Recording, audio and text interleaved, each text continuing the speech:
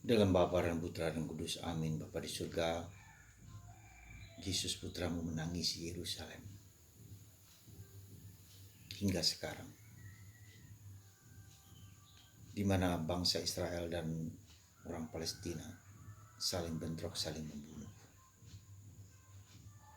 Yerusalem, Yerusalem, seandainya kau tahu damai yang telah kuberikan kepadamu. Bantu kami ya Tuhan, supaya kami tidak ditangisi oleh Yesus karena dosa-dosa kami.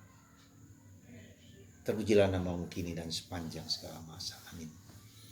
Yerusalem adalah tempat yang suci, yang tulus, pusat keagamaan, pusat ritual, pusat liturgi, pusat pemerintahan dari bangsa Israel. Dan Yesus menangisinya karena mereka tertutup menolak Yesus. Dan Yerusalem dihancur leburkan. Yesus menangis karena nubuatan bahwa pada waktunya bait Allah Yerusalem yang telah dibangun oleh Salomo dihancurkan dan terus menerus. Proses penghancuran Israel dan Yerusalem berulang-ulang dari negara-negara tetangga. Jadi ajang sehingga mereka tersebar diaspora kemana-mana. Dan sekarang pun Yerusalem diperebutkan oleh Israel dan Palestina. Dan sekarang Palestina dihancur leburkan oleh Israel. Saudara, apakah nubuatan Yesus ini merupakan tangisan Yesus ketika melihat Yerusalem menjadi kota yang dikehendaki Tuhan akhirnya hancur lebur, diperebutkan, dipertentangkan, dikonflikkan,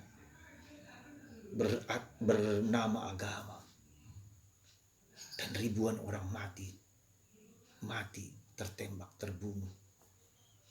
Ya. Saudara, kepedihan Yerusalem adalah kepedihan kita juga. Siapa yang benar dari semua proses itu kita tidak tahu persis. Semua orang mengklaim bahwa itu adalah kebenaran bagi mereka. Tapi secara manusiawi, semua banyak orang yang pedih, yang susah.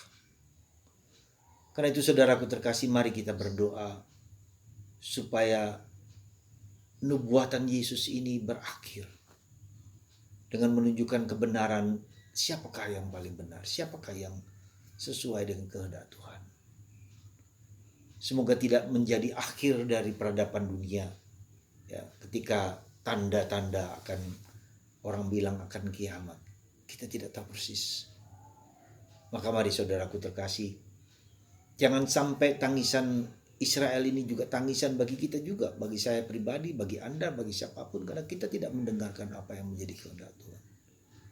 Ketika Tuhan mencintai kita, kita juga harus mencintai siapapun juga, tak peduli agama apapun sebagai manusia. Keyakinan mereka juga kita hargai dan kita hormati. Semoga tangisan Yerusalem tidak menjadi tangisan kita semua. Mari kita berdoa dengan sepenuh hati, dengan sepenuh jiwa, sepenuh raga untuk kebaikan umat manusia, bangsa Israel, bangsa Palestina, dan semua bangsa lain berhak untuk tinggal bersama, untuk hidup bersama, berdampingan. Itulah saudaraku, semoga hati kita tergerak untuk mendoakan kota suci yang ribuan tahun ya dihuni oleh bangsa umat Allah. Sekarang tercabik-cabik. Betapa hati kita menderita, betapa hati kita sedih ketika orang Palestina dihancur leburkan, ketika Israel juga dihancur leburkan, meniadakan yang lain, membenci yang lain. Semoga perdamaian menghargai setiap orang, setiap bangsa dan negara untuk hidup saling berdampingan, tolong menolong. Semoga Tuhan memberkati Anda semua dan memberkati kita juga, memberkati Israel, Palestina, dan umat manusia, Bapa, Putra, dan